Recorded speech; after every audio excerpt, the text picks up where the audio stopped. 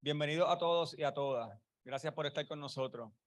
Estamos en el conversatorio Comer en tiempos de cambio climático. Mi nombre es Salvador Colman Tío. Yo soy el coordinador del programa de agroecología de la organización. El programa de agroecología que lidero desde el 2019, así como el recién nacido programa de gastronomía que lidera nuestro amigo Gabriel Suau, surge a partir de una visión de nuestro presidente de integrar la agricultura a los esfuerzos de conservación de la organización. ¿Dónde nos encontramos hoy? Pues seguimos importando el 85% de nuestros alimentos. Nuestra agricultura representa menos de 1% del Producto Interno Bruto. La edad promedio de nuestros agricultores rebasa los 65 años de edad. Y según el Censo Agrícola, las pequeñas fincas siguen reduciéndose. Desde el 2002 al 2018, las fincas de 1 a 9 cuerdas, las fincas pequeñas, se han reducido un 72%. Necesitamos una nueva generación de agricultores, pero para ello tenemos que replantearnos la forma en que hacemos y promovemos la agricultura en Puerto Rico. Con esa visión es que nace el programa de agroecología de la organización, para apoyar los esfuerzos de esa nueva generación de agricultores que está comprometida con la producción de alimentos en sintonía con el entorno y donde la agricultura y la conservación son estrategias complementarias. Se trata de un compromiso profundo para la naturaleza con nuestra misión de fomentar una cultura ecológica en Puerto Rico. En el día de hoy vamos a hablar sobre agricultura y comida en el contexto de cambio climático. Nos acompaña Gabriel Suau, reconocido director, productor y fotógrafo adoptado por esta patria. Gabriel es gestor del programa de gastronomía de la organización. Tenemos también a Ian Pagán, agrónomo, pero sobre todo agricultor desde los 11 años y gestor de un proyecto vital para la educación de esa nueva generación de agricultores que estamos hablando, el proyecto agroecológico El Josco Bravo. También está Gabriel Hernández Febo, cofundador y master chef de Verde Mesa. Gabriel es un pionero en la gastronomía local, un verdadero compositor de la cocina.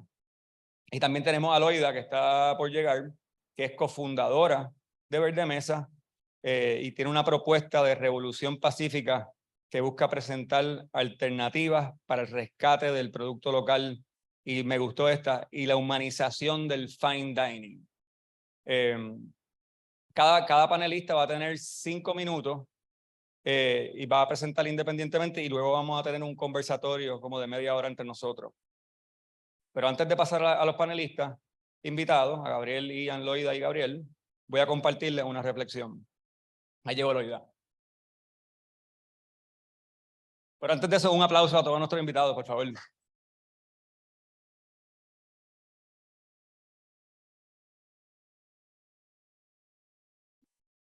Voy a comenzar con una historia que sospecho la mayoría desconoce.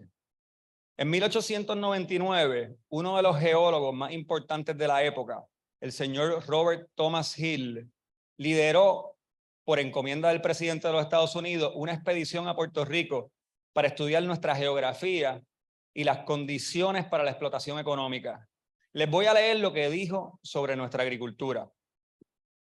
Probablemente ninguna parte de las Antillas es más fértil que Puerto Rico y ninguna tan generalmente susceptible de cultivo y agricultura diversificada. Un solo acre de caña rinde más azúcar allí que en cualquier otra isla excepto Cuba. Posee toda clase de paisajes tropicales, fértiles desde las cimas de la montaña hasta el mar, rico en pastizales, a la sombra de bellas arboledas de magníficas palmeras, humedecido por 1.300 arroyos, con una fuente termal. Sus posibilidades agrícolas son inmensas. Puerto Rico es esencialmente la tierra del agricultor y la más cultivada de las Indias Occidentales.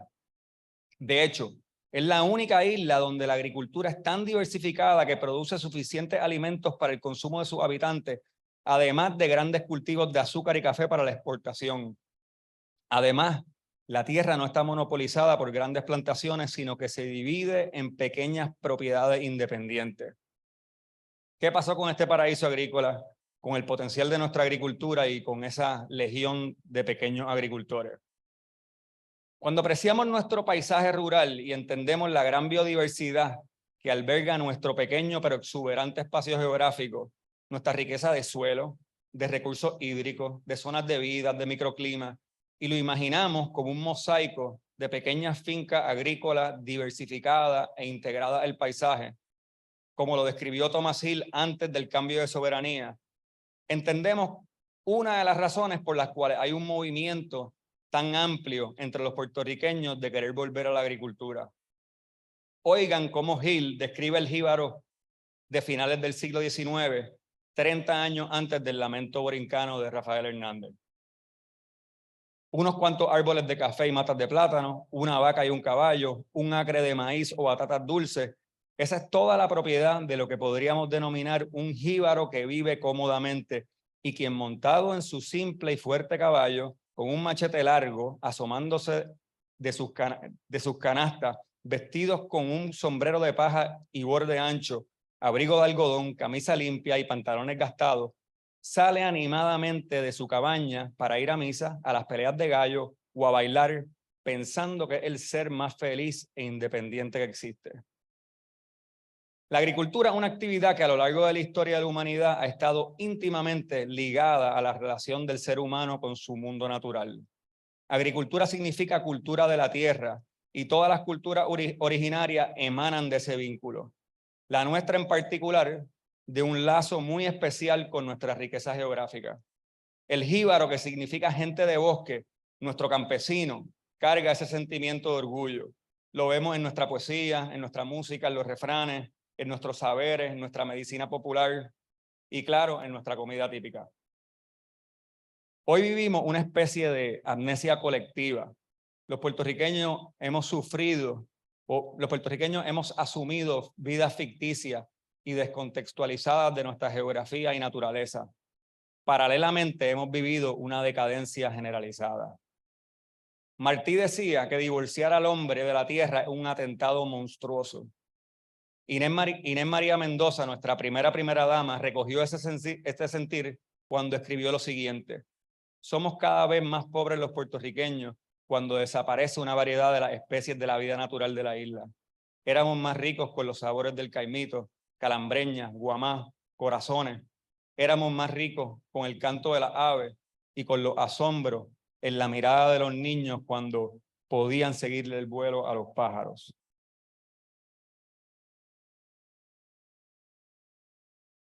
En Puerto Rico hay un gran interés por la agricultura, pero no es cualquier agricultura.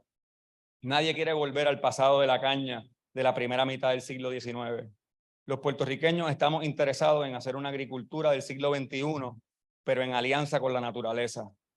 Una agricultura que le devuelva la vida y la identidad a nuestros campos.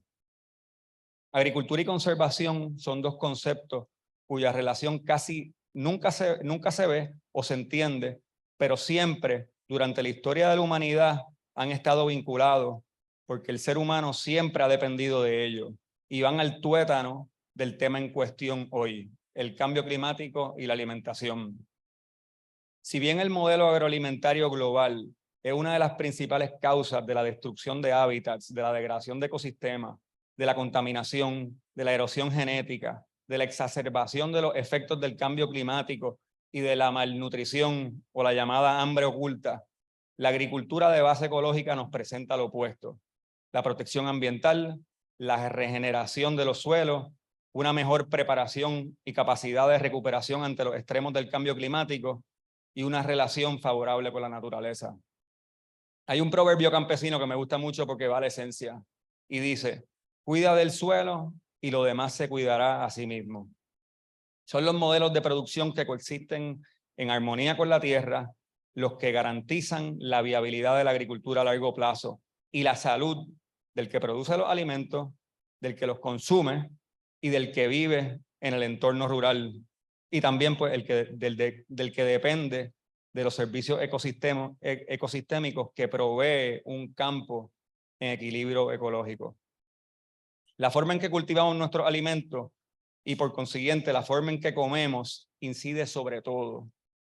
En Puerto Rico hoy entendemos que en Puerto Rico hoy todos entendemos que volver a la agricultura es importante, pero poco se habla del tipo de agricultura que debe generalizarse en Puerto Rico y de la importancia de trabajar con modelos holísticos que consideren simultáneamente factores económicos, ambientales, sociales y culturales. Necesitamos cambios estructurales en nuestras políticas públicas, sin duda alguna. Este tema merece su propia ocasión, pero hay mucho que podemos ir haciendo nosotros con nuestras acciones y con nuestros hábitos de consumo.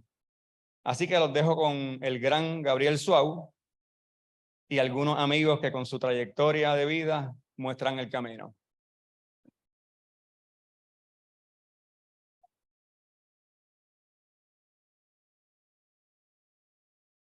Lo de gran Gabriel Suau lo pueden borrar, por favor, no quiero decepcionarlos, no quiero que tengan esa imagen. Yo creo que Salvador, en el fondo, ya lo ha dicho todo, o sea que casi sobra lo que yo pueda decirles. Yo tenía pensado juntar nuestros pensamientos, seguro que se la saben. Quería empezar por esta reflexión que solamente 29 años después de ese estudio tan optimista sobre la agricultura puertorriqueña, escribió Rafael Hernández lejos de su isla. Ya llevaba tiempo ahí, ya había ido a una guerra, pero él sabía desde lejos que estaba pasando algo, y ese algo era triste, y lo que él escribió fue un lamento. Pueden recitarlo conmigo si quieren, seguro que se la saben. Eso que dice que, y triste, el jibarito va pensando así, diciendo así, llorando así por el camino. ¿Qué será de Borinquen, mi Dios querido? ¿Qué será de mis hijos y de mi hogar? Se lo dice Rafael Hernández en 1929. Y son palabras tristes y proféticas.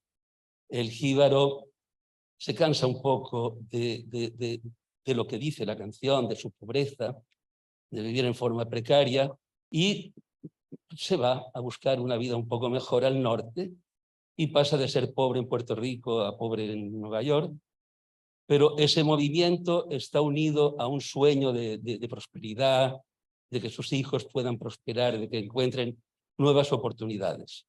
El jíbaro empieza a marcharse, luego cuando se termina la caña ya por los 60, ya el éxodo es todavía más grande, y los campos se vacían los campos, se vacían las cosechas, dejamos de producir comida, pero seguimos comiendo, ¿no?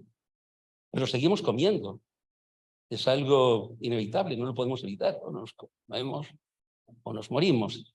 Y como yo pienso que somos lo que comemos, realmente hay una relación muy estrecha entre lo que comemos y lo que somos, nuestra forma de ser, Puerto Rico va perdiendo un poco el norte, va perdiendo su forma de comer. Conserva, eso sí, con mucho ímpetu, su comida tradicional. El arroz y habichuelas no puede faltar, hay muchas comidas, las viandas, pero entran otros alimentos que no son precisamente eso, y llegan cosas catastróficas gastronómicamente. Llegan los TV dinners. No sé si algunos de ustedes se acuerdan de lo que era un TV dinner. Era algo patético, trágico. Pero entonces llegan también los productos congelados y los enlatados. Y las mujeres que se casan reciben de manos de sus madres un libro de la señora Boy de Valdejuli que define el vegetal como una cosa que viene en una lata de mixed vegetables, cosa imprescindible en todas las alacenas de Puerto Rico. Y luego, pues eso no hace más que crecer. Crece eso, nos llegan unos vegetales que llevan meses metidos en un contenedor, que han sido tratados para que aguanten el viaje y la venta. Llegan cosas de todas partes. Llegamos a comer, cosa insólita, yucas de Costa Rica y de México, yautías de Santo Domingo, aguacates casi todos de Santo Domingo, plátanos. ¿Qué está pasando? ¿Por qué está pasando eso? Porque nos han dicho y nos lo han repetido los gobiernos que la agricultura no es rentable. que Puerto Rico no puede tener una agricultura. Nos lo han repetido. Igual que nos repiten ahora, ya de hecho hay un portavoz famoso que acaba de ser electo, que opina que el calentamiento global son caprichos de la naturaleza, que la naturaleza es así, caprichosa y que de pronto se calienta. Hay gente todavía que piensa así, afortunadamente cada día son menos. ¿Qué podemos hacer? Los gobiernos no están mucho por la faena, pero bueno, algo hacen y cada vez más los gobiernos están preocupados. Se reúnen eventualmente, hay unas grandes conversaciones de cumbre donde todos los gobiernos deciden buscar soluciones a largo plazo, que cumplen o no cumplen, pero algo hacen y cada vez hacen más cosas. Las grandes multinacionales, pues no hay que contar mucho con ellas porque ellas se preocupan mucho más de tener buenos dividendos y de tener buenos resultados con sus accionistas. O sea que yo creo que la cosa de verdad, está en nuestras manos. Somos nosotros, las hormiguitas, que cada uno va a hacer algo, posiblemente, para que las cosas mejoren. Va a buscar ese vegetal que sea de Puerto Rico, que sea fresco por lo menos. Va a entender que la comida no crece en los supermercados. Y va a pelearse sobre todo contra ese otro gran alimentador de Puerto Rico, que son las tiendas de comida rápida. Por prudencia no mencionaré ninguna, pero es lo que más florece en Puerto Rico, son los fast food. Florecen los centros comerciales y en cada centro comercial están todos, porque si vamos a vender, lo vendemos todos. McDonald's, Burger King, Taco Maker, Kentucky Fried Chicken, todos. Y eso cada día hay más. Y eso, aunque ellos dicen que es comida sabrosa y fresca, que es comida natural, que es pura carne, nos están mintiendo descaradamente. Todos sabemos que no. Todos sabemos que es una comida procesada, una comida no es sana, que hincha el estómago por un precio razonable. Yo quiero traerles ahora una semblanza. Perdonen un momento, voy a ir a buscar unos props que tengo ahí.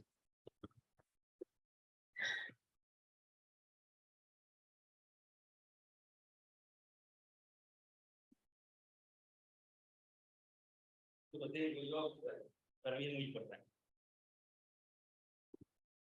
Vamos a ver si se aguanta. A ver.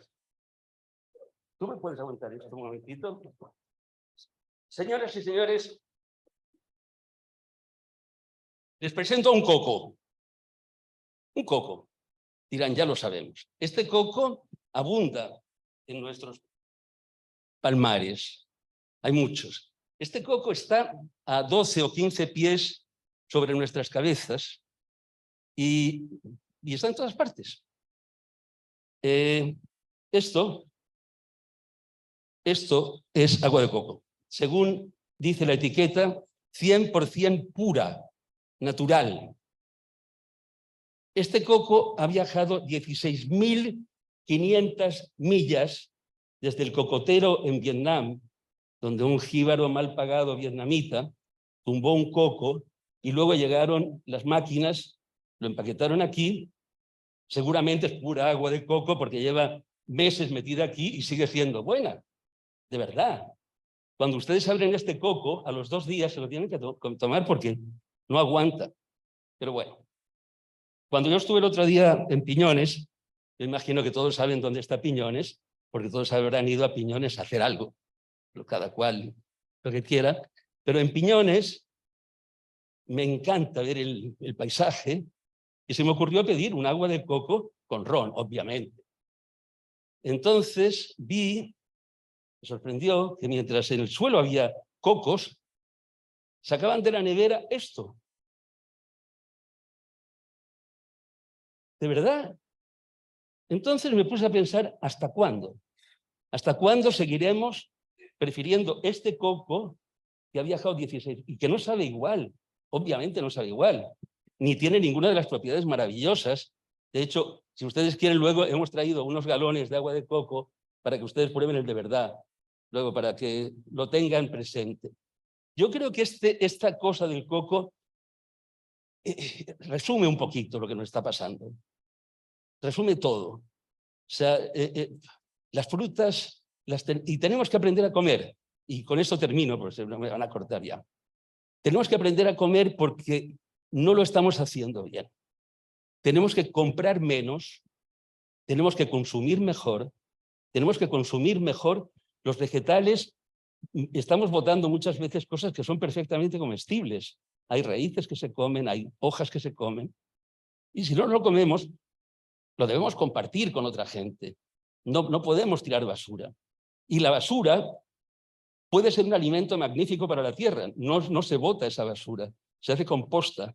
Entonces, si aprendemos un poco a tener este hábito y hacemos un poquito de esfuerzo todos, pues yo creo que la máquina se va a mover mucho más rápido y las ayudas llegarán mejor y eventualmente viviremos mejor. Es el trabajo de todos. Ya me callo. Ahora vamos en serio, de verdad. Ian. Déjame quitar los cercos.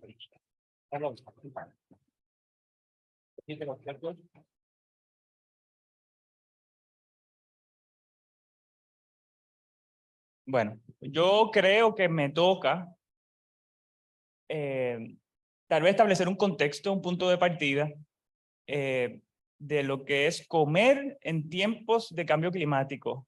Y esos tiempos son estos tiempos, literalmente. ¿Qué pasa en Puerto Rico? Pues un poco ya lo describió Salvador. La agricultura en Puerto Rico representa menos del 1% del ingreso nacional bruto en la economía. Puerto Rico produce, y estas son estadísticas cuestionables, menos de un 15%, y ese 15% lo hemos estado escuchando yo creo que ya durante 3 décadas corridas. Incluso seguimos repitiéndolo aún después del huracán María, sabiendo los efectos que tuvo el huracán María en la agricultura puertorriqueña. Así que yo creo que incluso ese 15%, incluso hablar de un 10% es una cifra un poco sobreestimada de lo que realmente estamos produciendo en Puerto Rico. ¿Y cómo entonces comemos en Puerto Rico si se produce tan poco en Puerto Rico? Pues la seguridad alimentaria de Puerto Rico es la seguridad alimentaria del supermercado, de la góndola del supermercado. Así que nosotros algunas veces jugamos con el término de, bueno, estamos sujetos a la dictadura alimentaria del supermercado. ¿Qué comemos? Lo que hay en la góndola del supermercado. En algún momento tal vez nos vendieron la idea de la libertad de la abundancia artificial del supermercado, pero se ha convertido en la dictadura alimentaria de la góndola del supermercado. ¿Y cómo se llenan esas góndolas del supermercado? Bueno, pues entonces si producimos un 10-15%, pues importamos un 90-85% de los alimentos. ¿Qué quiere decir eso? Que traemos de otros países la seguridad alimentaria, que no es tan segura, por lo tanto. ¿Y de qué otros países dependemos en un 90-85% para nuestra alimentación? Bueno, pues, para no mucha sorpresa de casi nadie, pues Estados Unidos es el principal suplidor de alimentos de Puerto Rico, el principal suplidor de las góndolas de los supermercados de Puerto Rico. ¿Y alguien sabe cuál es el segundo país mayor suplidor de alimentos a Puerto Rico? China. China. En una ruta comercial que tiene más de 10.000 kilómetros de distancia. Esa es la seguridad alimentaria de la góndola del supermercado. Y cuando hablamos de no solamente eso, no solamente la geografía, no solamente la distancia de los países productores de alimentos, así que la mayor parte de lo que comemos son alimentos kilométricos. Son alimentos viejos. ¿Cuánto tiempo lleva el agua de coco en el envase? ¿Cuánto tiempo lleva las habichuelas en el empaque? ¿Cuánto tiempo lleva la sopa en la lata? ¿Cuánto tiempo lleva la carne congelada en el paquete? Días, semanas, meses. Y yo creo que no sería descabellado incluso pensar en algunos alimentos, años. Que no solamente es un concepto simbólico, poético, de la frescura, sino que es directamente relacionado a la nutrición de esos alimentos, que va perdiendo calidad nutricional desde el momento en que fueron cosechados de la planta.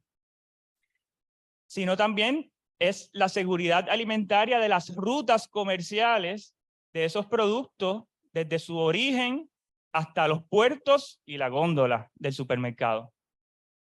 Rutas comerciales que, por ejemplo, el 75% de los alimentos que llegan a Puerto Rico tienen como origen a Puerto Rico el puerto de Jacksonville.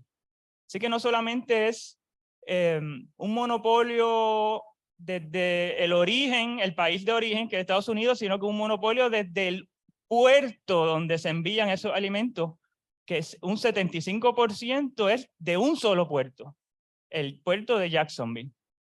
Que si nos ubicamos, pues eso queda en el noreste de la Florida, y sabemos que cada vez más huracanes están llegando, huracanes de alta intensidad están llegando a esa zona, hablando de cambio climático.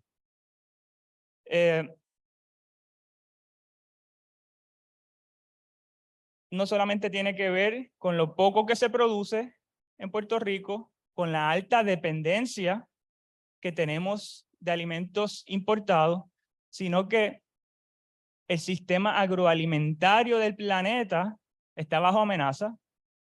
Nos ha tocado vivir unos tiempos intensos. Yo creo que podemos tener un consenso bastante generalizado en donde estamos viviendo diferentes crisis ambientales, crisis climáticas, crisis agrícolas, en donde debido principalmente al calentamiento global y al cambio climático que se manifiesta de diferentes formas en diferentes lugares del planeta. Lo que sí sabemos es que se manifiesta en forma de eventos extremos del clima. Pueden ser lluvias extremas torrenciales en algunos lugares del planeta, pueden ser lo opuesto, sequías prolongadas e intensas,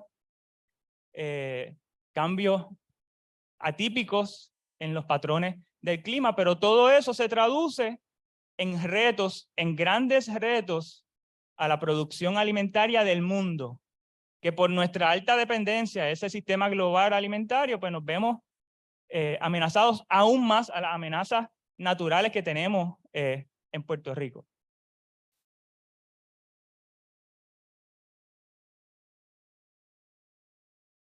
¿Cómo se manifiesta eso en Puerto Rico, el cambio climático? Bueno, pues dicen los expertos que el cambio climático en Puerto Rico pues, se va a manifestar en temporadas extremas, unas temporadas de lluvia más reducida, lluvia intensa más reducida en pocos meses y unos eventos de sequía más prolongados. A eso hay que sumarle por los eventos de ciclones tropicales de cada vez mayor intensidad y mayor frecuencia.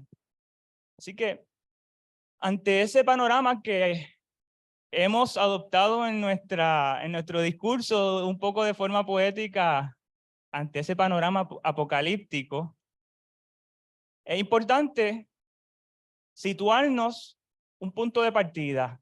Es importante como boricuas, como puertorriqueños, como ciudadanos, como seres humanos, como terrícolas, como habitantes del planeta Tierra, ubicarnos en la realidad que nos rodea. Una realidad que ignoramos en muchas ocasiones porque tenemos la certeza del supermercado. Tenemos la garantía de que vamos al supermercado y encontramos casi siempre lo que estamos acostumbrados a encontrar en el supermercado. No necesariamente lo que nos place, no necesariamente lo que nuestra cultura o nuestra creatividad decidió que queremos encontrar en el supermercado, sino lo que la misma costumbre de supermercado nos ha adoctrinado durante las últimas décadas a encontrar en las góndolas del supermercado. Ante ese panorama, tenemos una gran herramienta, una gran arma, que ahora con los conflictos bélicos últimos, pues hablan de armas de destrucción masiva. pues nosotros entendemos que tenemos como pueblo, como terrícolas, como seres humanos, en nuestras manos, porque está al alcance de cada uno de nosotros, un gran arma de construcción masiva, que es la agroecología. Que es una gran arma que tenemos como pueblo para enfrentar todos estos grandes retos que nos ha tocado vivir, para enfrentar y construir a partir de los retos climáticos, a partir de las crisis ambientales, a construir, incluso lo vemos como una crisis civilizatoria de la humanidad. ¿Qué propone la agroecología? La agroecología propone una nueva forma de relacionarnos con la tierra, una nueva forma de vincularnos con los recursos naturales. Porque por ya demasiado mucho tiempo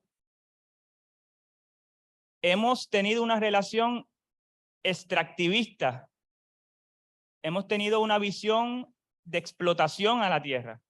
Hemos subyugado a la tierra para producir para nosotros y no la hemos visto hasta el momento en un pensamiento predominante como una simbiosis, como un beneficio mutuo, como que somos un elemento más de este gran ecosistema que es el planeta Tierra. Pues la agroecología precisamente es una nueva forma de relacionarnos con el planeta Tierra, pensando como si solamente tuviéramos un solo planeta para vivir. Pensando como si no existiera un planeta B a dónde escapar cuando ya este no funcione.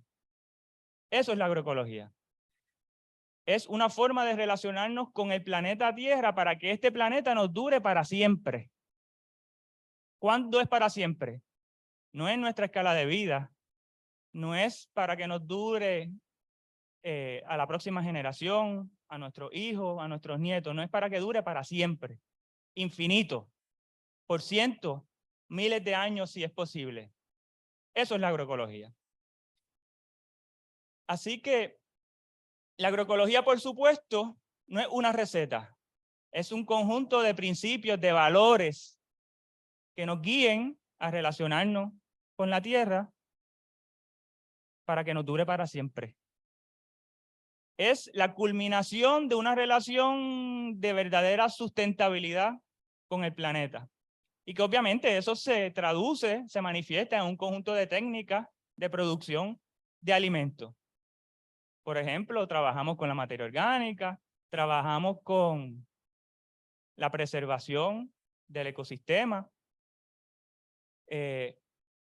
trabajamos con la conservación de los espacios naturales, que incluso en sistemas agrícolas ecológicos, con una gran integración agroecológica, podemos encontrar servicios ecosistémicos similares o incluso superiores a lugares naturales puramente de conservación. Así que una finca agroecológica puede ofrecer igual o mayores recursos ecosistémicos. ¿Y qué es un recurso ecosistémico? La preservación de la flora, la preservación de las especies de animales,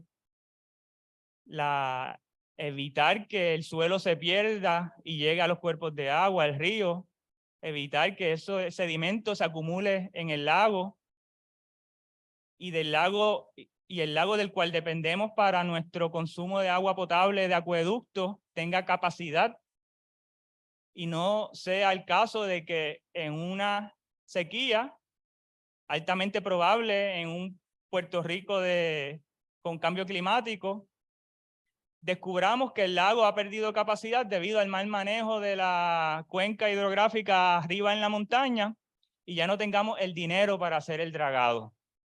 Y tengamos que resignarnos ¿a qué?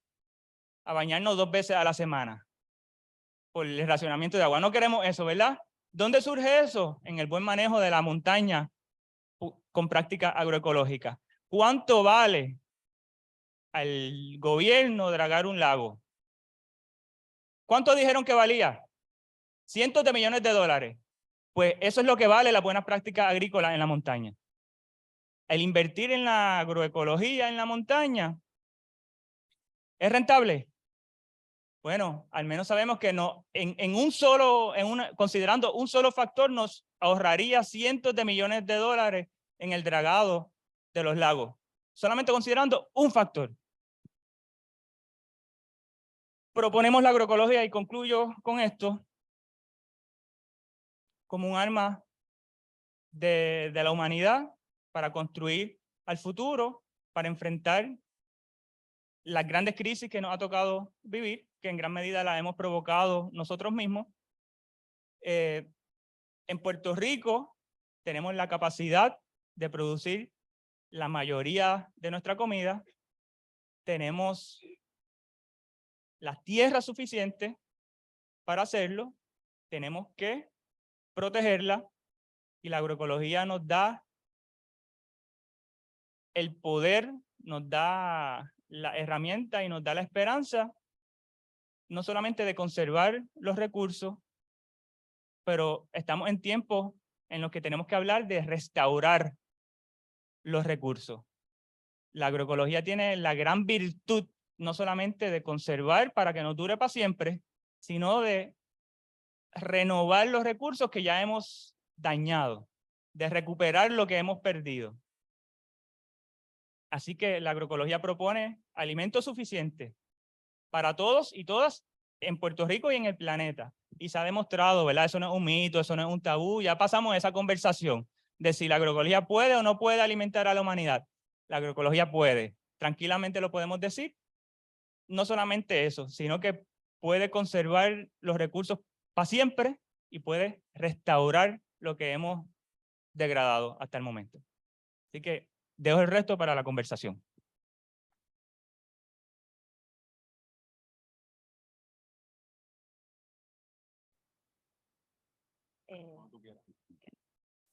Buenas noches.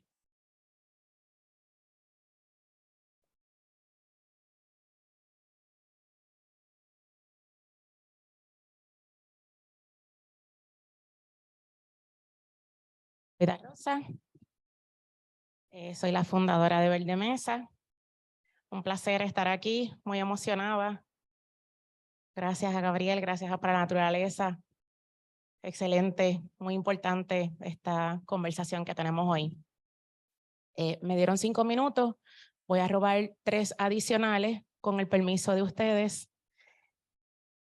Apunté lo que voy a decir para que no se me quede nada.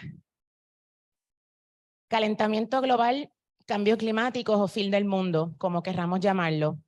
Para los que aún no entienden bien el efecto invernadero, Sadhguru sugiere párese por 1 hora en pleno sol de verano y luego se permite pasar debajo de un árbol. Le prometo que va a entender de inmediato el efecto invernadero. So me pidió que no los aterrorizara, así que no les voy a mostrar las fotos y videos que salen en línea cuando se busca el calentamiento global. No les voy a mostrar una por una las consecuencias de no respetar la naturaleza, como que nos vamos a quedar sin comida en un promedio de 60 años, las causas del GMO y pesticidas en cosechas en recién nacidos, que los vegetales cada vez alimentan menos debido a la merma de minerales en el suelo, que respiramos veneno y el agua ni hablar. Tampoco les voy a mostrar cómo se han extinguido en los últimos 10 años 160 especies de animales. No se los voy a mostrar. Le sugiero que lo busque usted mismo. Incluso me voy a olvidar de esta problemática. Como solo tengo 5 minutos para cambiar el mundo desde este micrófono y ya quedan 4, voy a compartir algo que dijo Buckminster Fuller. Tú nunca cambias algo peleando la realidad existente. Para cambiar algo, construye un nuevo modelo que hace obsoleto el modelo existente. Esto que traigo aquí, que unos conocen más de cerca que otros, se llama tierra.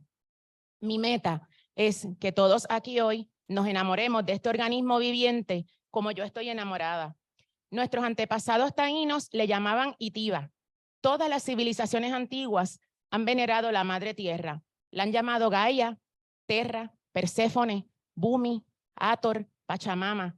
Nosotros solo le decimos tierra y somos los primeros en abusarla con nuestra cómoda industrialización. Si esto le parece pura mitología, entérese que en un puñado de tierra saludable hay más microorganismos vivos que humanos en el planeta. Entérese que las condiciones de vida comienzan en el carbono de la tierra. Les voy a contar en 2 minutos cómo me enamoré de la tierra. Parte de mi crianza fue en un barrio, Quebrada Honda, en San Lorenzo. Mi fin de semana podía fácilmente constar en hacer hoyitos en la tierra con un machete boto para sembrar gandules con mi mamá, trepar la loma del Recao a hacer sofrito para llevarle a las tías. Luego, jugar tiro al blanco con guayabas de tantas que habían, recoger huevos de las 30 gallinas, hacer competencias de quién tumbaba el primer mango, entrar al patio de Don Pepe, donde habían caimitos, corazones. Nuestras mañanas comenzaban a las 5 de la mañana. A los 5 o 6 años ya yo sabía que el amanecer huele diferente. Estudié en un colegio privado, donde lo normal en la merienda era comprar una empanadilla o una dona de azúcar y el famoso Frisi, primeras dosis de producto adictivo completamente legal para el consumo de menores. Causaba impacto a los niños mi fiambrera de obrera, con vianda, serenata de bacalao y mojo de ajo y recao. Al otro día, revoltillo con huevos de nuestras gallinas, con el bacalao que quedaba y aguacate. Cuando vivimos en urbanización, los 40 pies cuadrados del patio eran un modelo de una microfinca con una variedad de todo lo que se puede imaginar. Se compraban pocas cosas en el supermercado. Cuando mi mamá se mudó a Orlando, donde nadie sale al patio caliente y arenoso, mi mamá siembra guayabas, aguacates, panas, todos los cítricos, gandules, huertos de hierbas y vegetales. Yo por acá, ya en el mundo de adultos, voy a la UPR, recinto de Río Piedras, mantuve las costumbres y comía del mercado orgánico en Atorrey y hacía mi compra y combinaba con la plaza del mercado de Río Piedras.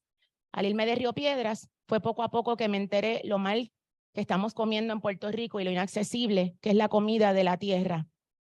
En un viaje estudiantil a Europa, tuve la experiencia de quedarme un buen tiempo en el sur de Francia y me impactó lo normal que es un farm to table. De hecho, no había otra forma de hacer las cosas.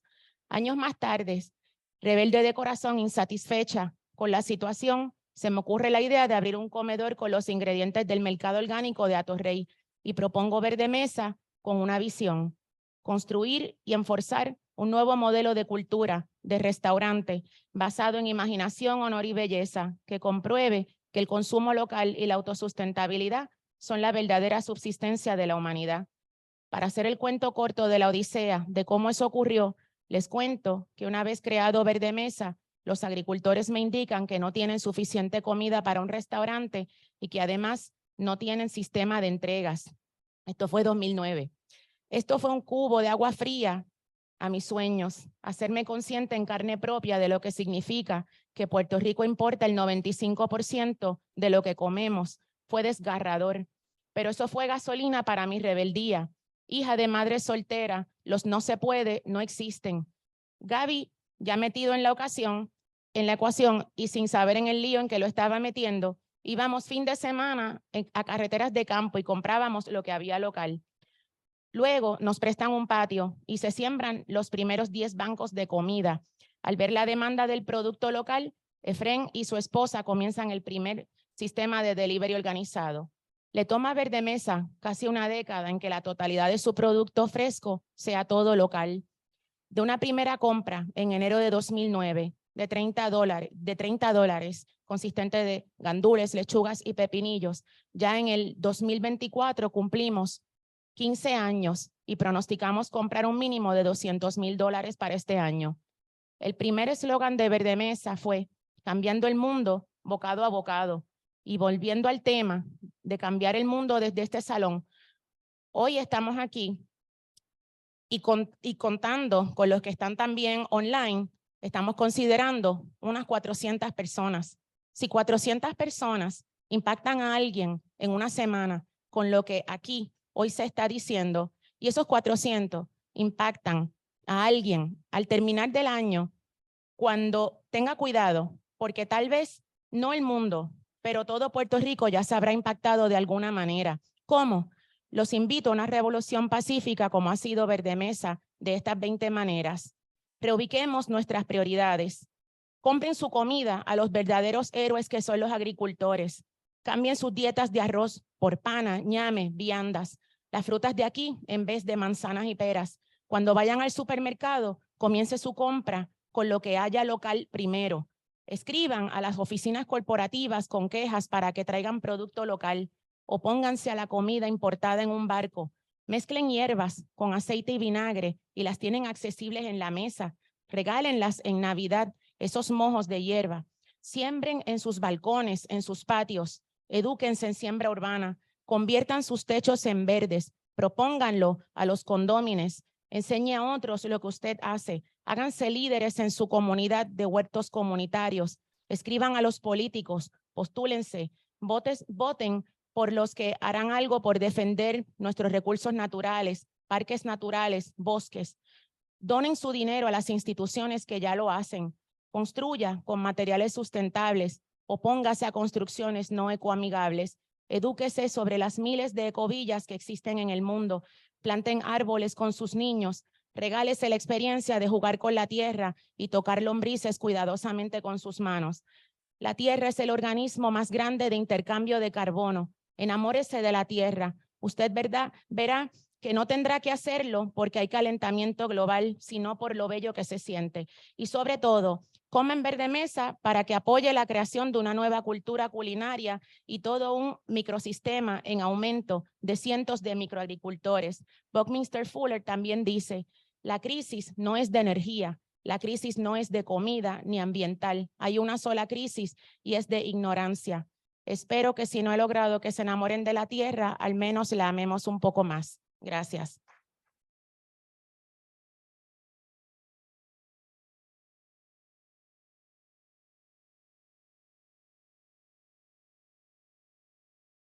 Oh, hello. Yo no sé qué yo voy a decir. El oído me dijo que tenía un discurso y yo, wow.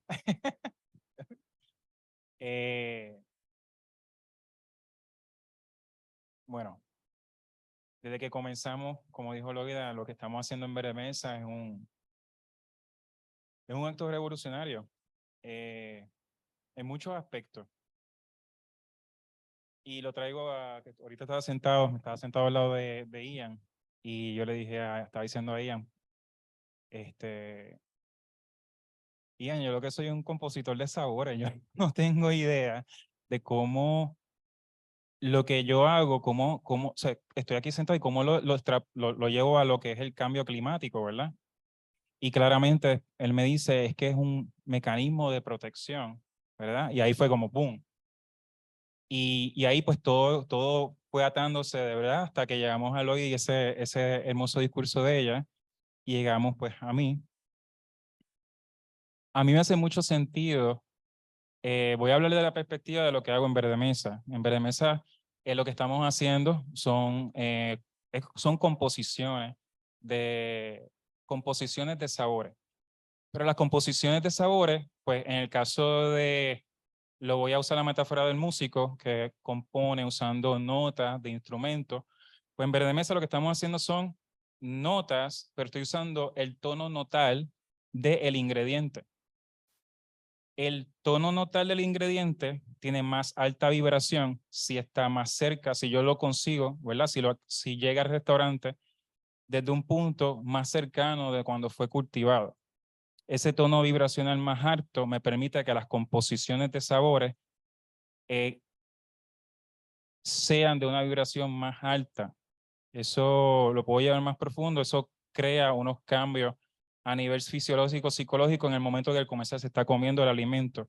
Y si el cocinero, ¿verdad? Me voy a sacar de la ecuación. El cocinero está lleva ese alimento, ese sabor, ese balance, esa composición a un punto vibratorio, ¿verdad? De perfecta armonía en cuanto a cuando lo vayas a probar, tú sientas balance, hay un sentido de armonía y bienestar, no solamente a nivel bucal, pero también a nivel psicológico y en el cuerpo. El alimento en el caso de la cocina de Verde Mesa, hace mucho sentido que esté bien cerca del source. Y por eso es que, o sea, lo estamos adquiriendo.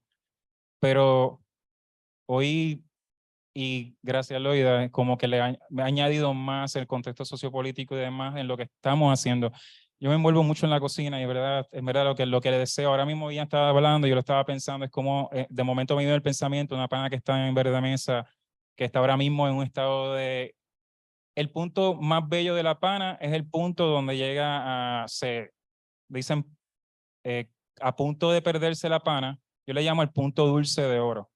Es un punto en La Pana que si tú no lo consigues en ese momento, se pudre la pana, llega un proceso de fermentación y la pana se pasa.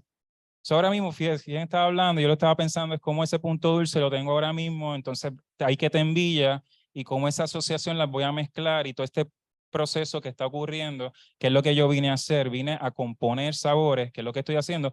¿Cómo yo puedo también? Él está hablando de todos estos temas, yo estoy pensando en esto y quien está hablando un proceso bien importante, después lo está hablando en el discurso y cómo yo puedo ser partícipe en ese proceso. Pues mira, Gaby, tú estás siendo partícipe, estoy aquí, estamos aquí. Y muy agradecido. Y en verdad que estoy hoy como que es la primera vez que Loida y yo estamos en un conversatorio juntos hablando, ¿verdad? Así que estoy bien orgulloso de Loida, de la trayectoria. Si no fuera por ella, realmente yo no tendría la plataforma para componer como es lo que estoy haciendo en Verde Mesa. Y a todos los exponentes, muy agradecido. Así que nada, yo pondré mi granito de arena en la conversatorio, en la forma después del compositor de sabores, ¿verdad? Pero los dejo ahí, en verdad. Muchas gracias. Muchas gracias.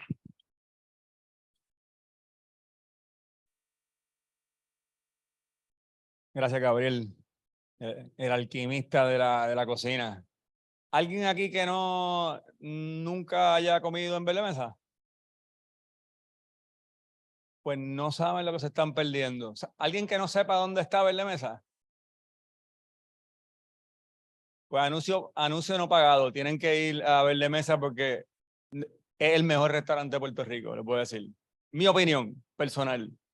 Y está aquí mismo, en esta misma cuadra, un poco más arriba, así que realmente Verde Mesa abrió de nuevo luego del cierre de la pandemia. ¿Hace cuánto? 3 años cerrados y abrieron en agosto, o sea que está recientemente abierto. Bueno, gracias a todos los panelistas. Ahora vamos a pasar a las preguntas. Tengo unas preguntas del público virtual, pero primero creo que deberíamos pasar a las preguntas del público que está aquí presente. ¿Alguien tiene una pregunta?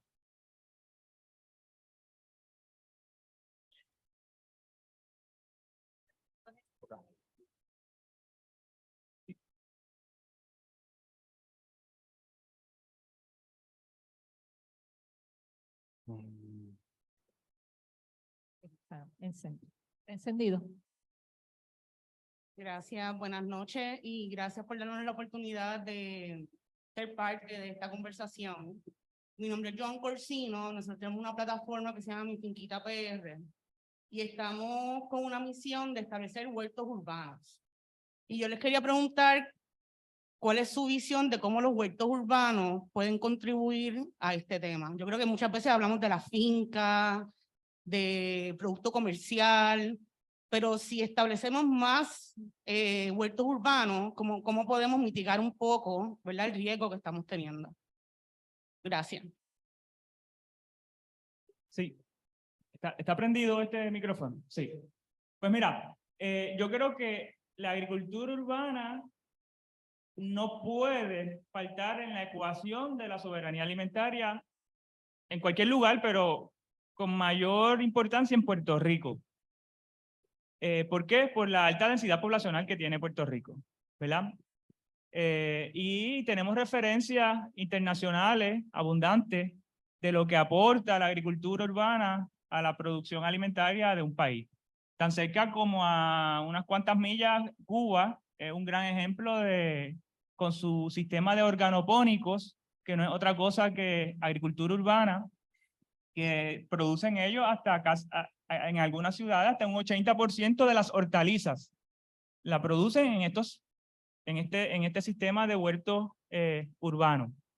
Así que definitivamente creo que sería pecado sacar de la ecuación a la agricultura urbana de la ecuación de la soberanía alimentaria. Creo que subestimamos la capacidad que tenemos de producir en espacios tan pequeños como incluso un balcón, en los techos, en un patio de urbanización, incluso en un espacio no mucho más grande que un patio típico de urbanización podemos producir en sistemas que han sido diseñados para eso, los requerimientos nutricionales de un adulto, por ejemplo. Eso nos lo enseña el sistema biointensivo de agricultura, que se enfoca en precisamente eso, en producir en el menor espacio posible, creo que aproximadamente 800 pies cuadrados, que no es mucho más grande que un patio de urbanización, los requerimientos nutricionales de un adulto. Así que definitivamente. Gracias. Si puedo añadir un punto más rapidito, es que otra de las oportunidades que veo es que una vez comenzamos a sembrar en estos ambientes urbanos y empezamos a producir 20 libras de tomate, 24 libras de batata, entonces necesitamos saber cómo manejar esa producción para que no se pierda, porque llega un punto que ya le diste a la familia, ya empezaste a hacer mermeladas de tomate, quieres hacer encurtido, y creo que hay una limitación de cómo hacer eso de manera segura y saludable. Creo que es otra oportunidad que está latente y que podemos desarrollar para ese ámbito urbano. Pues mira, voy a aprovechar y tomar un turno aquí. Cuando hablamos de soberanía alimentaria, realmente es una revolución que contempla un montón de factores diferentes, que no se puede limitar y estaríamos incurriendo en pecado también, limitarnos a pensar en la producción a nivel de finca. Es una cuestión de cultura general. No vamos a conseguir la soberanía alimentaria verdadera en Puerto Rico si no logramos que la población a unos niveles masivos cambien culturalmente. Por ejemplo, eso que acabas de mencionar es súper importante. Las diferentes técnicas de procesamiento y de poscosecha, de conservación de alimentos. Eso es algo que nuestros antepasados no hace tanto tiempo tampoco dominaban. Técnicas de conservación, de fermentación, de procesamiento de los lácteos, otras técnicas que no necesariamente estamos acostumbrados a hacer en Puerto Rico, pero el enlatado, el canning, son técnicas que nos van a dar muchos elementos y estrategias de supervivencia, tan sencillo como eso. Aprovechar de momento una sobreproducción de tomate y convertirlo en salsa o procesarlo y que nos duren 5 años en la alacena sin necesidad de refrigeración, eso está al alcance de las cocinas de cada uno de nosotros a través de unas técnicas apropiadas. Añado también, tiene que ver mucho con la dieta. La capacidad que tenemos en Puerto Rico con nuestra extensión de terreno en poder autoabastecernos alimentariamente. ¿Por qué lo digo? Por ejemplo, tenemos una dieta bastante americanizada en el consumo de alimentos procesados, en el alto consumo de proteína animal exagerada e innecesaria. No estoy hablando de que ahora vamos a ser veganos para conseguir la soberanía alimentaria, pero definitivamente un consumo más consciente y sustentable de proteína animal. ¿Cuánto terreno se necesitaría para producir la dieta actual promedio del puertorriqueño? 5 Puerto Rico. Se estima que de 2 millones a 5 millones de cuerdas de terreno se necesitarían. ¿Cuántas cuerdas de terreno tiene Puerto Rico? Incluyendo todo el territorio, incluyendo los bosques, incluyendo las tierras agrícolas, incluyendo terreno urbanizado ya. ¿Cuántas cuerdas de terreno? ¿Alguien sabe cuántas cuerdas de terreno tiene Puerto Rico? 2,5 millones de cuerdas. Y para satisfacer nuestra dieta actual, necesitaríamos de 2 millones a 5 millones de cuerdas. Así que necesitaríamos el doble de Puerto Rico, considerando el territorio completo, considerando el área que ocupan los bosques, que ocupan las urbanizaciones, las industrias, etcétera, etcétera, etcétera. Pero para una dieta de bajo consumo de carne, se necesitarían cerca de 600,000, 800,000 cuerdas de terreno. Que esas sí las tenemos. Y las tenemos conservadas dentro del plan de uso de terreno, que están catalogadas como suelos rústicos especialmente protegidos agrícolas. Que es súper importante que como ciudadanos reconozcamos esa gran herramienta que tenemos legal para defender nuestras tierras agrícolas y ante la amenaza sacar el plan de uso de terreno, invocar el plan de uso de terreno. Es decir, esta es nuestra Biblia para proteger, esta es nuestra Biblia de sustentabilidad. Y tenemos que defender a capa y espada esas 640.000 cuerdas de terreno que preserva para uso exclusivo agrícola el plan de uso de terreno. Pero de nuevo, no solamente tiene que ver con la producción a nivel de finca, sino que es un asunto cultural también, que tenemos que elaborar mucho más todavía en ese sentido. Culturalmente tenemos que cambiar un poco nuestra dieta. Porque con esa dieta más enfocada en vegetales, pues necesitaríamos, con la dieta lacto-vegetariana es como 0.18 cuerdas por persona. O sea, con una cuerda podemos alimentar a 5 personas, pero tenemos que cambiar los hábitos de consumo. Si mantenemos los hábitos de una alimentación, o sea, americanizada, pues son como una cuerda por persona. Que es lo que nos lleva a ese dato que nos dio Ian. Un poco, no sé si hay una pregunta que viene obligada un poco a partir de lo que estaba hablando Ian, y es que preguntaron en línea o hicieron el comentario, el gobierno está empeñado en tierra y recursos. ¿Qué se hará para detener esto? Porque realmente pues tenemos una amenaza de ese plan de uso de terreno, ahora mismo pues lo han ninguneado. Tenemos las amenazas de los proyectos grandes de energía renovable que se pueden llevar una parte importante de los terrenos agrícolas que nos quedan. Y pues sigue, realmente no hay un interés del gobierno de proteger lo poco que nos queda. ¿Qué se puede hacer? O sea, no creo que nadie tenga esa respuesta, pero es muy importante que aprendamos a comer. Cuando uno dice aprender a comer, dice, uy, espérate. Yo no se trata de ponerse a dieta, de verdad que no. Se trata de aprender a comer lo que hay que comer. Yo cuando veo los carros salir de los supermercados, pienso que es para un ejército de 20 personas y es una sola familia que está comprando todo eso. Cuando veo las cantidades de comida que se sirve la gente en un solo plato, es algo totalmente exagerado. Eso no es comer bien, eso es comer muy mal. Comer bien es saber racionar, y las cocinas de todo el mundo tienen esa tendencia. En la gastronomía actual, todos los grandes chefs están pasando a poner el vegetal como protagonista del plato.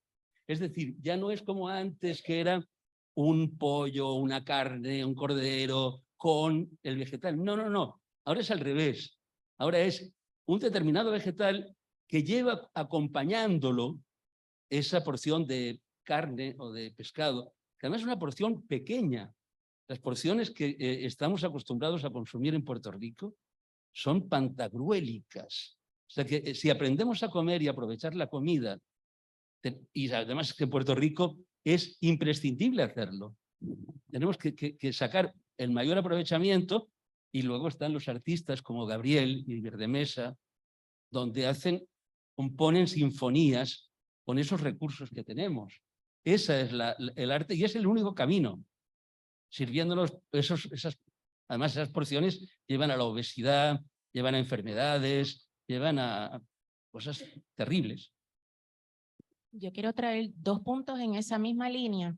El primero es que yo me atrevo a decir que se come tanto porque es que los alimentos ya tienen menos nutrientes. Entonces hay como una necesidad de abastecerse. Lo segundo que quiero traer es que se sabe que el carbohidrato más complejo que existe lo tienen los tubérculos, y nuestra dieta puertorriqueña es rica en tubérculos. De hecho, es la dieta del jíbaro, son las viandas. El ñame, la malanga, la yautía, no es el arroz. El arroz ya está demasiado alterado, lo que nos llega aquí es de muy mala calidad. Si nosotros cambiamos el arroz por tubérculos, inmediatamente se necesita menos comida. De hecho, es lo que desayunaba el jíbaro, era una rueda de ñame con un buche de café prieto, así mismo lo dicen los libros históricos. Así que ese es un cambio inminente que todo el mundo puede considerar y que no es tan difícil. La vianda es divina con un mojo de recao y ajo y un poquito de carne, no hace falta tanto. Hay otra pregunta, no sé si iba a hacer algún otro comentario. No. Hay otra pregunta en línea que nos pregunta qué propuesta tenemos para concientizar a la juventud, considerando que la mayoría de los jóvenes piensan que la comida viene de los supermercados y no entienden bien la agricultura. ¿Qué propuesta? Yo tengo una idea sobre esto. Yo creo que sí hay entre los jóvenes un interés creciente en la comida, en la alimentación. Creo que cada vez hay más. Eso se debe a cosas que son muy extrañas. Hoy en día ser cocinero es cool, es elegante. Para un hombre es casi una forma de seducción. Tal como se está viviendo en este momento, la cocina es interesante. Cada vez hay más programas de cocina, libros de cocina, y ya el nombre de los grandes cocineros son famosos, son superstars los cocineros. El interés por la cocina, por la nutrición, yo creo que entre los jóvenes es mayor de lo que ha sido nunca, en mi apreciación. O sea, hay cada día más interés. Lo que sí es importante, y lo pensamos todos, es que la base de este movimiento por una comida mejor es la educación, es la cultura de la comida, que aprendamos de verdad a comer, se lo decía antes. Sin eso no hay nada. Que estemos motivados por una mejor comida, que se lo enseñemos a nuestros hijos, a nuestros nietos, como mi nieto que está ahí, yo se lo enseño siempre. Hay que saber comer, ¿verdad, Lucas? Hay que comer bien y es el arte de la comida, ¿no? Saber aprovechar. Pero sin educación no hay ningún cambio. Mira, a mí me gusta partir siempre de lo que tenemos ya, que en muchas ocasiones no funciona como debería funcionar y que tal vez podemos ponerle ímpetu y podemos presionar como pueblo para que funcione mejor. Yo creo que una gran herramienta es el programa de educación agrícola del Departamento de Educación. Si no lo sabían, eso existe. Y hay bastantes escuelas, alrededor de 100 escuelas en Puerto Rico que tienen su clase de agricultura con un maestro de agricultura, y nosotros somos de la creencia que pues definitivamente no todo el mundo va a producir su propia comida, pero sí todo el mundo debería tener la sensibilidad con la tierra. Y creo que el programa de agricultura del Departamento del Departamento de Educación, creo que es una vía bien eficaz y bien directa para impactar a la niñez, a la juventud de Puerto Rico.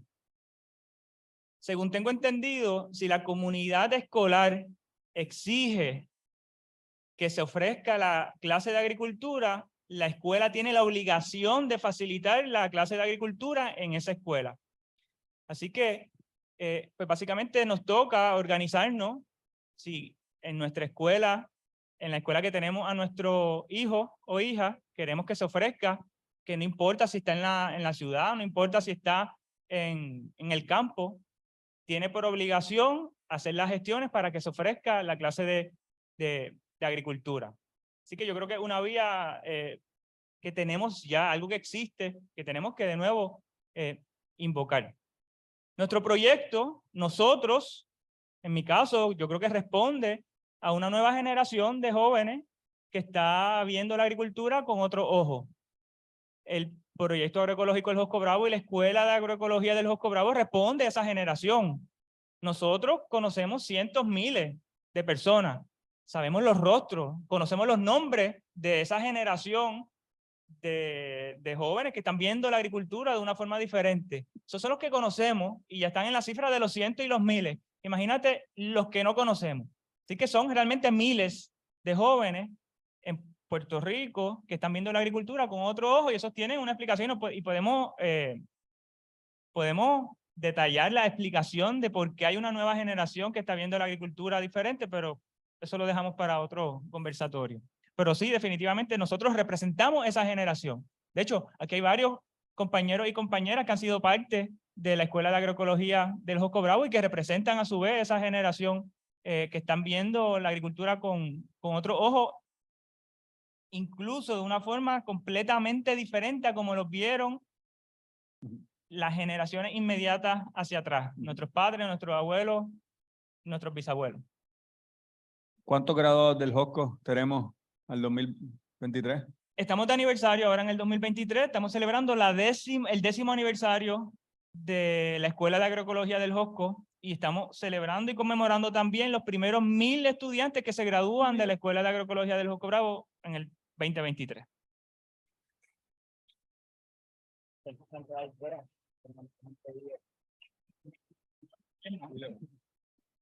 Y para que tengan una idea, hemos graduado 1000 estudiantes. ¿Cuántos han quedado fuera porque no tenemos la capacidad de acoger? Pues son 3 veces o 4 veces esa cantidad. Así que todos nuestros esfuerzos han ido dirigidos a expandir nuestra capacidad de acoger a todos esos jóvenes que solicitan. Para que ustedes tengan una idea, este año tenemos 11 secciones de esa escuela, o sea que son 11 núcleos de formación agroecológica en 11 pueblos de Puerto Rico. Nuestra matrícula era de aproximadamente 260 estudiantes, pero en los últimos años han solicitado 500, 600, 700 personas para ser parte de la Escuela de Agroecología. Así que eso es una muestra categórica, ¿verdad?, de esa generación. Pues son jóvenes en su mayoría, ¿verdad? El promedio está en los 30 y pico de años, sin descartar los que son jóvenes de alma, que tal vez no tanto de edad, pero que son súper necesarios e importantes también en todo esto. Tenemos una pregunta de Juan Sierra, que yo no sé si es graduado del Josco, pero Sí. por lo menos Sí, graduado de la Escuela de Agroecología para la Naturaleza, de seguro. Sí, hola, buenas noches. Juan Sierra, como mencionaba, la finca Surcos de la Ceiba, en el pueblo de Ceiba. Pregunta originalmente era un poco cómo hacemos ese cambio, ¿verdad? Ese shift a que se consuma más el producto que estamos pues trabajando acá en nuestra finca. Ya ella lo preguntaba también, ¿verdad? Con los excedentes que mencionó. Tal vez ahora la pregunta, porque sé que ya todos hablaron un poquito sobre eso, la pregunta ahora es cómo nosotros desde la finca, ¿verdad? Con lo que estamos produciendo, hacemos que sea más atractivo eso que estamos haciendo disponible al puertorriqueño para que se dé esa conversión a lo que estamos produciendo aquí, porque pues está, lo mencionaban ya, ¿verdad? La vianda y está el gandul y está toda esa comida cultural que siempre buscamos, a veces más en unas épocas que en otras y demás. Pero ¿cómo hacemos que esto desde el ofrecimiento que hacemos en la finca sea el día a día, ¿verdad? Para que pues también sea rentable para uno que está allí en la finca todo el tiempo, porque está el elemento pues romántico que nos lleva todos los días allí, pero hay que pagar la luz y el agua también, ¿verdad? Y ese esfuerzo pues tiene que permitirnos poder subsistir y echar para adelante a la familia. Entonces, ¿cómo desde la finca, tal vez haciendo ya un poco más concreta la pregunta, pues desde la finca particularmente, ¿verdad? Tenemos ahí en un poco también Verde Mesa, que ustedes tienen ese poder de alar y de presentarle al consumidor, ¿verdad? Lo que estamos produciendo acá. ¿Cómo podemos entonces hacer ese ofrecimiento, ¿verdad? ¿Y qué serían esos, tal vez, atrevimientos que podemos tomarnos o esas conversiones a otros alimentos que no sean los que, pues, tradicionalmente siempre tenemos disponibles? Precisamente esa pregunta es fundamental. Da la casualidad que con el auge de personas interesadas por la agricultura y por la ecoagricultura, hay no solamente Gabriel Hernández, que es uno de los precursores, pero hay ya un montón de cocineros. Hay un grupo importante de chefs que están haciendo eso precisamente, con nuevas técnicas de cocinar, con una nueva visión sobre el producto. Están empezando a pensar que una vianda no solamente está hecha para hervirla y comérsela con un poquito de aceite, están transformándola manteniendo un profundo respeto por el producto. Es decir, no están disfrazando el producto, pero están usando, por ejemplo, un chayote en crudo, cosa que aquí en la gastronomía se conocía muy mal, y el maestro Gabriel Hernández me enseñó una ensalada a base de mango, un poco verde, y de chayote, que es una de sus creaciones y de la que me enamoré en cuanto lo probé. Un poco de limón, es una especie de ceviche de esto.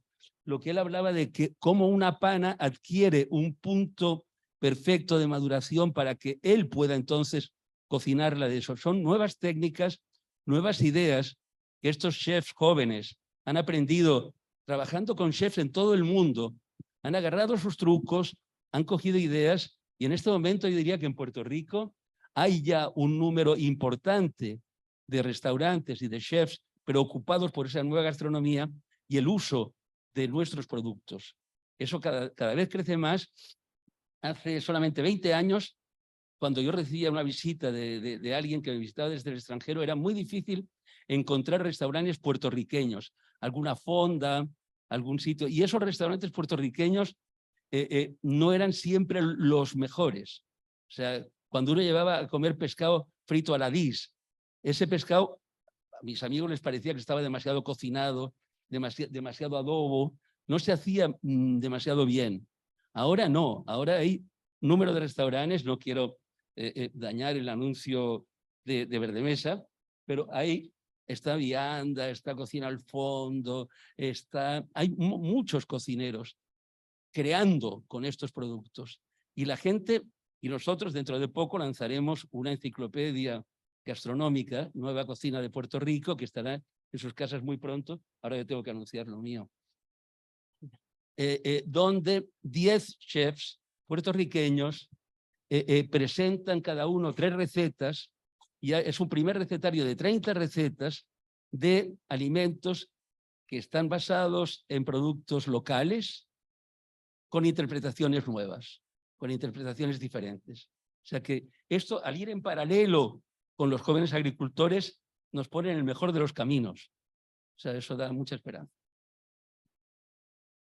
Sí, yo iba a dar hacer otro comentario antes de la pregunta, pero si quieres, vete primero y después hacemos el comentario. Ok, yo quería hacer una aportación relacionada a lo que mencionaste ahorita de los paneles solares, las fincas de energía fotovoltaica que se están desarrollando en Puerto Rico, porque tuve la oportunidad de visitar la más reciente que se está desarrollando en Salinas, que es Zero One, y ellos están integrando la agricultura de la manera que ellos están instalando los paneles. O sea, los paneles están elevados y tienen la intención de que eso esté integrado. O sea que quiero hacer la aportación porque se está considerando eso dentro de los procesos, porque necesitamos la energía renovable.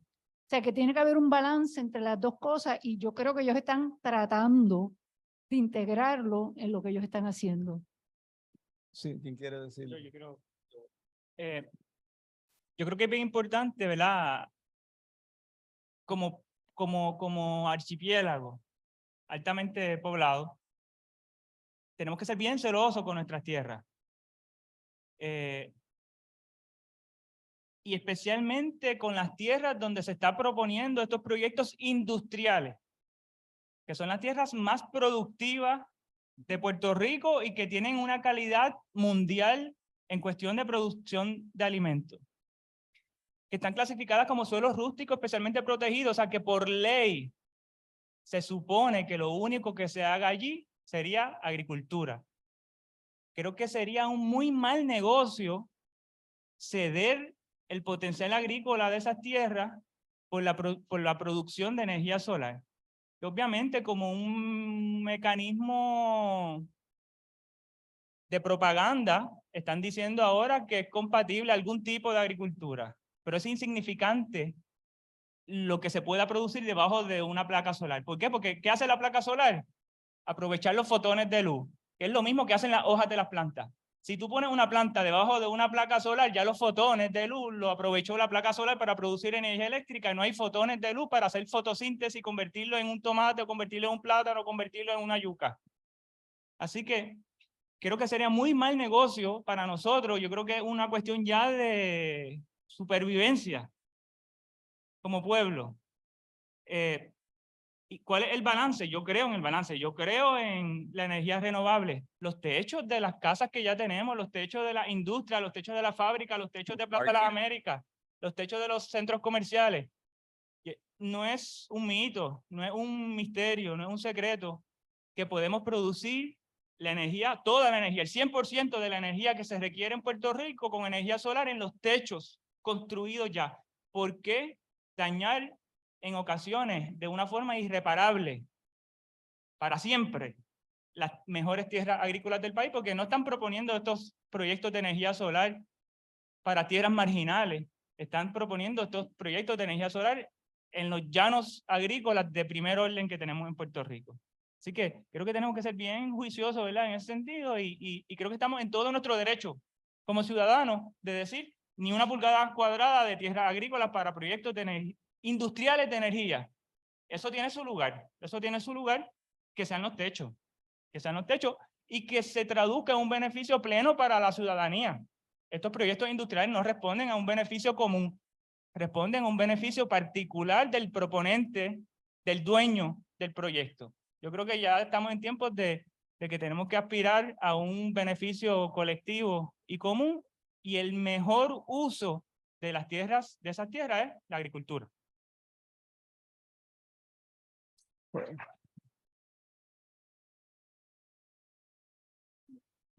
Pues no creo que se pudo haber expresado mejor que como lo expresaste. De verdad que sí, que el uso queda muy, muy reducido. Y ahí a veces la intención del mismo proponente de un poco lavarle la cara al proyecto y también buscar maneras de reducir costos, ir teniendo animales que se coman el pasto, pero realmente están limitando el 90, ¿sabes? Un 90 y pico muy alto de posibilidades del terreno agrícola, y no hemos considerado también los efectos de toda esa infraestructura en deterioro a largo plazo y la contaminación que pueda haber. Así que, Rigel, por favor. Sí, esta pregunta es para Gabriel.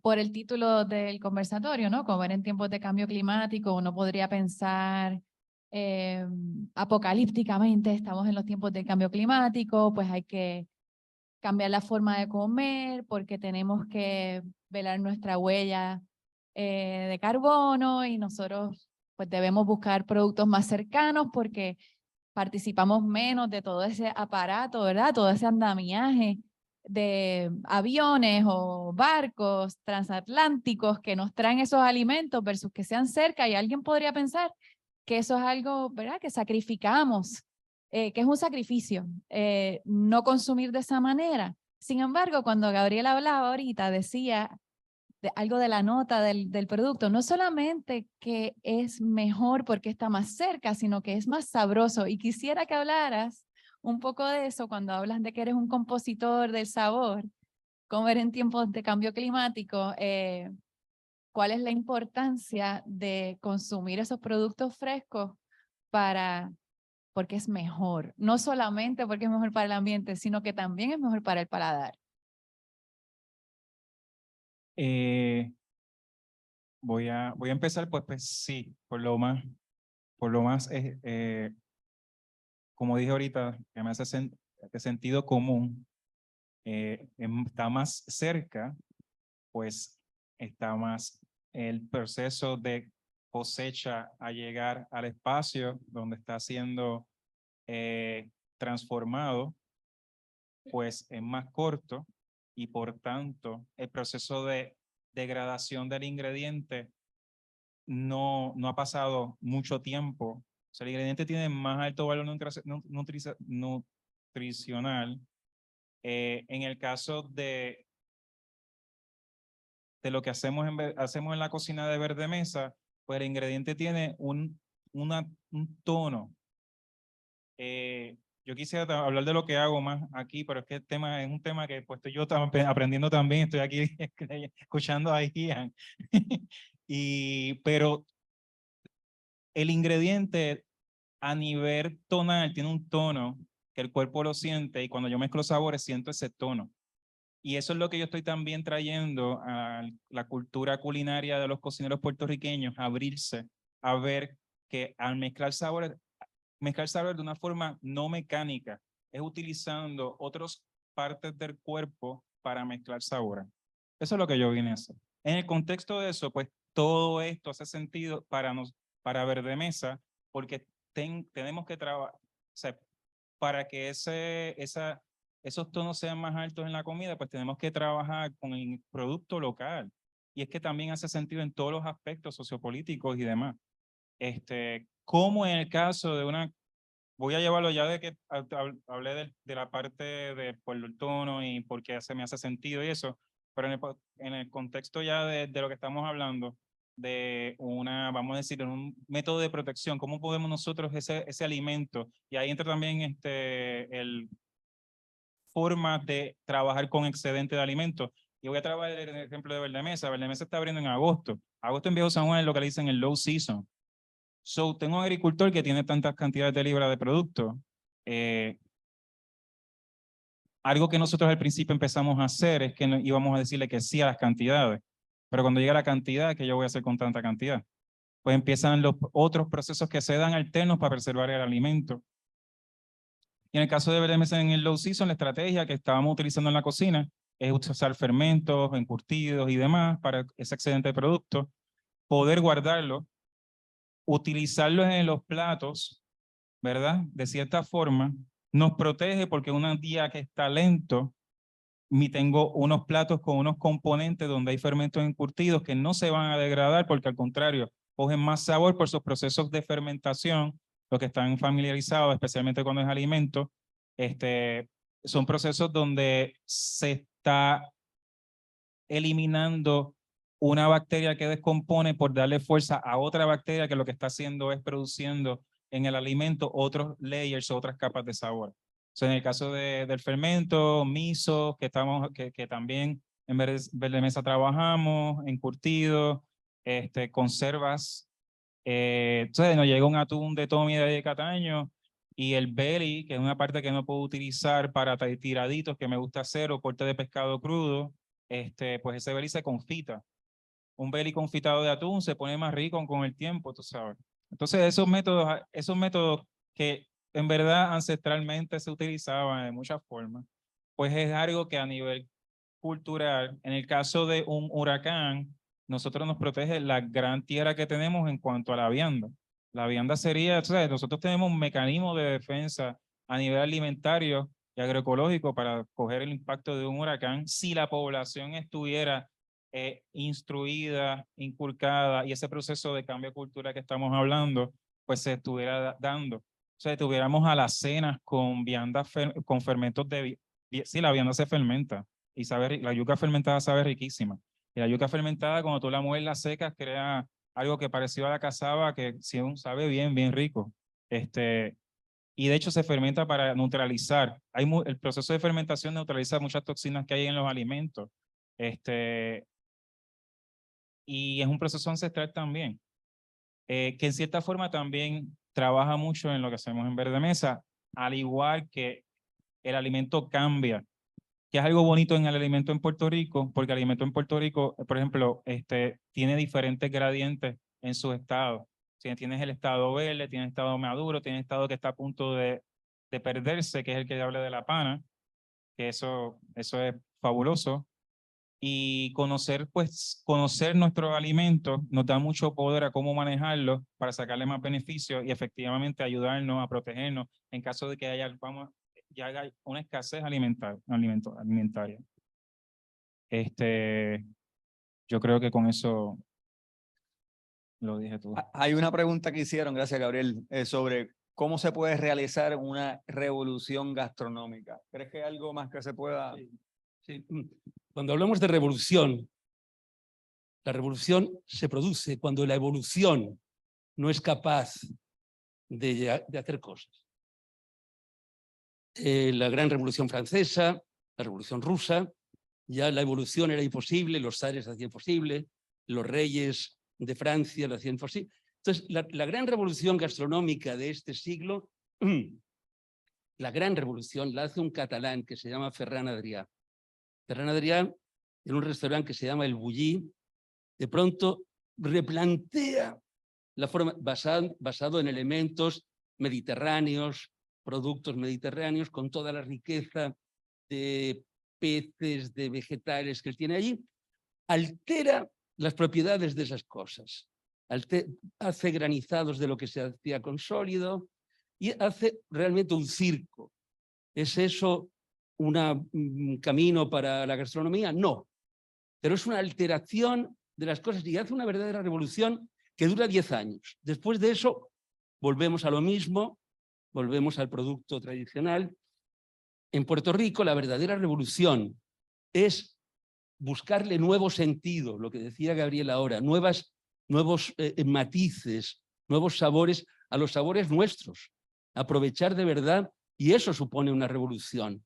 Es romper con una cocina tradicional, de unas recetas tradicionales que no se habían tocado nunca, y darles otros sabores, mezclar el dulce y el salado. Esa es una verdadera revolución en Puerto Rico. Es una nueva gastronomía basada, por supuesto, en todo lo que sabíamos desde antes. ¿Y la experiencia de Gastón Acurio fue en el Perú? Gastón Acurio hace un poco lo mismo, pero Gastón Acurio no es un revolucionario de la comida. Él es un gran difusor de la comida peruana y logra que la comida peruana, que él, de una familia rica, con todo jugando a su favor, pues se va a Europa y abre en Madrid y abre restaurantes fabulosos, estupendos, pero lo que vende ahí son ceviches, son cosas muy sencillas. La comida de Gastón Acurio es una comida que ya viene también de la fusión de los japoneses con el pique y el limón y el pescado, y él lo sublimiza, que es lo que está pasando también con esta gente que está haciendo una cocina puertorriqueña que rompe los cánones de lo que antes pensábamos que era la cocina puertorriqueña, que era, pues ya sabíamos lo que era. Pues ellos le dan otro aire, y en eso está también el que la gente lo aprenda estas nuevas cosas y abra las posibilidades de nuestros elementos, que son muchos. Como decía Ian antes, tenemos una tierra que es capaz de producir cualquier cosa. Una tierra fértil, riquísima, que la estamos, claro, ha sido destruida, ha sido maltratada, ha sido sembrada de cemento, ha sido, se está agrediendo a la naturaleza en Puerto Rico constantemente. Eso es una agresión, una guerra contra la tierra. Pero aún así mantenemos una tierra y hay gente que lo ha entendido así. Gracias, Gabriel. Volviendo a la agricultura, nos preguntan qué métodos resilientes se adoptan ante la amenaza y los retos climatológicos. ¿Cómo se puede ver en términos de la agricultura? ¿Cómo se ven esas prácticas que hacen que la agricultura sea más resiliente ante esos extremos meteorológicos? Mira, uno de los grandes virtudes que tiene la agroecología, que ya hablamos de la suficiencia, tiene la capacidad de producir en abundancia, pero que creo que una de las virtudes que la hace más apta todavía en estos tiempos es la resiliencia, ¿verdad? Un término que se ha gastado un poco últimamente. ¿Qué es la resiliencia? La resiliencia es la capacidad de resistir y de reponerse ante un disturbio o ante un efecto violento. Hay estudios abundantes de cómo sistemas agroecológicos se han logrado reponer y han logrado restablecer la producción anterior a los huracanes en Cuba, el huracán Ike en Cuba, el huracán Mitch en Centroamérica. O sea, que está ampliamente estudiado cómo los sistemas agroecológicos diversificados tienen esa capacidad. Creo que podemos poner el ejemplo nuestro de los Ojos Bravos para el huracán María. No sabíamos, creo que no había nadie vivo en Puerto Rico que había sido testigo de un huracán categoría 5. Que el último había sido en el 1918, por allá, creo que había sido el último. Había muchos mitos, decían incluso que los viejos que recordaban o lo que decían del último huracán categoría 5 era que sacaba las batatas de la tierra, que los vientos eran tan fuertes que sacaba las batatas de la tierra. Imagínate.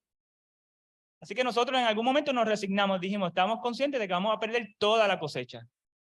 Pero queremos asegurar que tan pronto el huracán se aleje, tengamos tierra donde empezar de nuevo a sembrar. porque pudiera parecer un poco extraña ese término, ese pensamiento, pero es posible que luego de un huracán no tengas tierra debido a la erosión, porque perdiste todo el mantillo y literalmente no tengas dónde sembrar de nuevo. Así que en nuestro caso, nuestros esfuerzos fueron dirigidos a asegurar la integridad del suelo, que no fuera afectado por la lluvia extrema de un huracán categoría 5, porque sabíamos que los vientos iban a destruir las cosechas. Y efectivamente, aseguramos la zanja, habían terrenos recientemente arados que estaban expuestos a la degradación.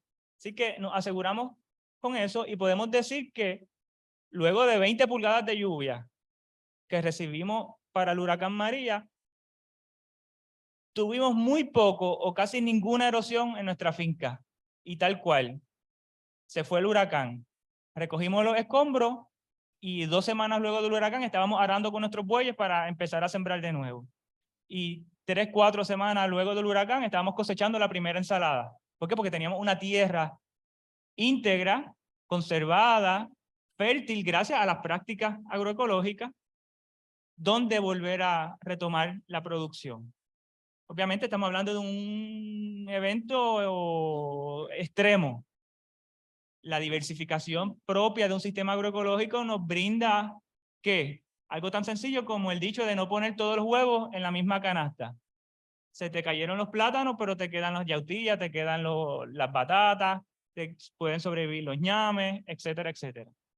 Y eso está bastante estudiado científicamente y validado por la experiencia nuestra. Y tenía también una estrategia de diversificación de cultivo que ya pues estaba poniendo las bandejas, o tal vez tenía hasta las bandejas preparadas antes de, no sé cuál sea tu caso, pero tienes una estrategia de diversificación agrícola que te permite tener cultivos de corto plazo, mediano plazo y largo plazo, y puedes rápido empezar con los de corto plazo para tener una producción de inmediato. Y no, los vientos no sacan las patatas de la tierra. Tienes 2 preguntas ahí que te las pasé directamente a ti. Sí, dice, ¿cuáles deben ser los 10 alimentos más importantes que se deben producir en Puerto Rico? Bueno, eso puede depender de diferentes cosas. Voy a atenderlo de esta manera. José Vicente Chandler, un profesor de Mayagüez, escribió para el 1985 un plan de desarrollo agrícola para Puerto Rico, donde él detalla y describe todos los terrenos que tenemos, las cualidades, la vocación que tiene cada uno de los terrenos para producir tal o cual alimento y lo que él recomienda que debería destinarse para esos terrenos. Él establece, José Vicente Chandler, en ese plan de desarrollo agrícola, que con 7,000 cuerdas sembradas en vianda, yuca, yautía, ñame y batata, podemos producir todo el abasto de viandas para Puerto Rico. 7,000 cuerdas de terreno. Eso pudiera parecer mucho, pero eso es relativamente poco terreno. Por ejemplo, creo que la reserva agrícola del Valle Coloso, nada más, en Aguada, tiene 5,000 cuerdas de terreno. Solamente la reserva agrícola del Valle Coloso. Así que, si viviéramos en un país donde el gobierno le interese la agricultura, pues no sería descabellado pensar que para asegurar un abasto mínimo de nuestra canasta básica de alimentos, pudiéramos ponerle un esfuerzo particular, por ejemplo, a lograr el abastecimiento alimentario de las viandas, que en tan solo 7,000 cuerdas de terreno pudiéramos lograr ese autoabastecimiento de alimentos.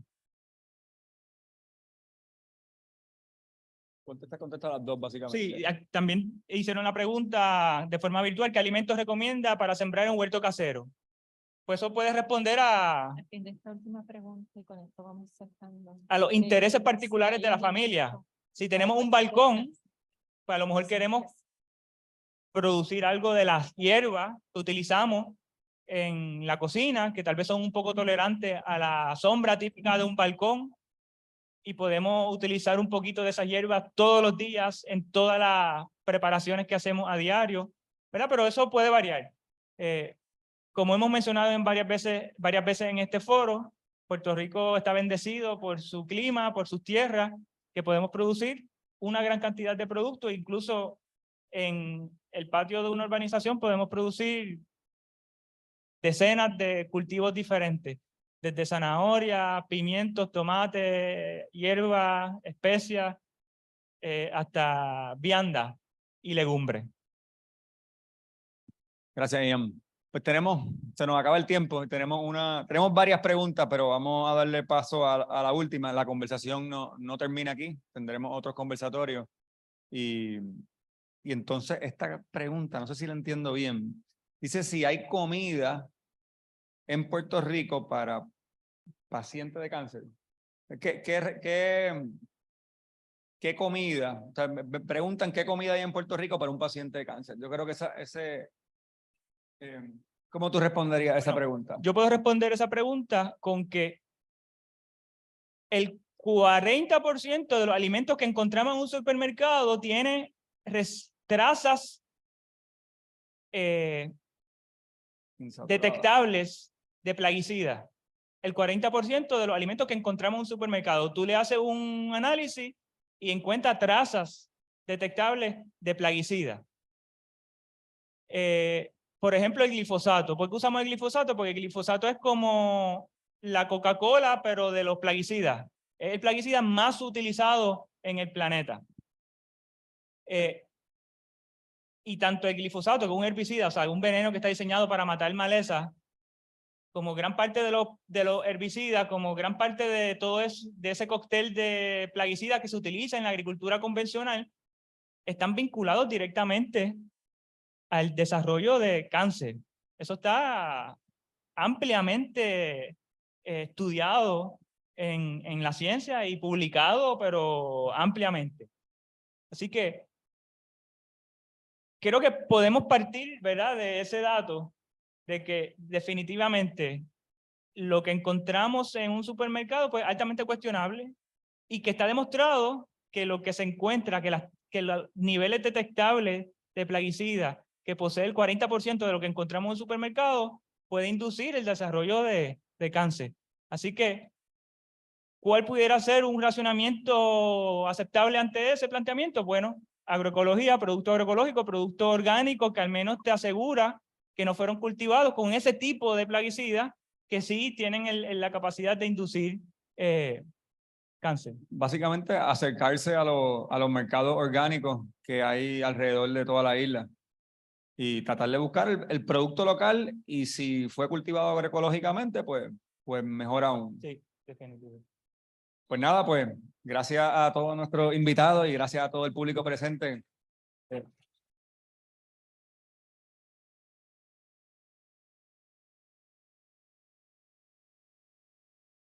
Tenemos unos refrigerios para ustedes, así que continuamos la conversación afuera. Aquí pueden venir.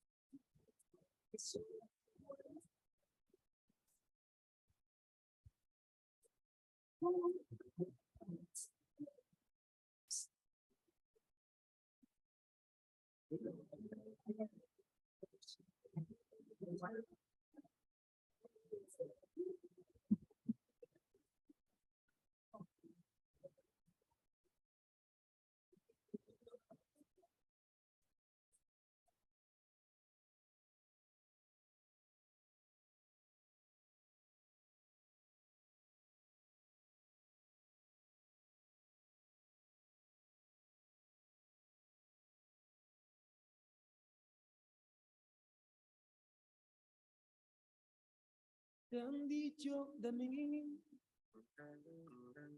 una y tantas cosas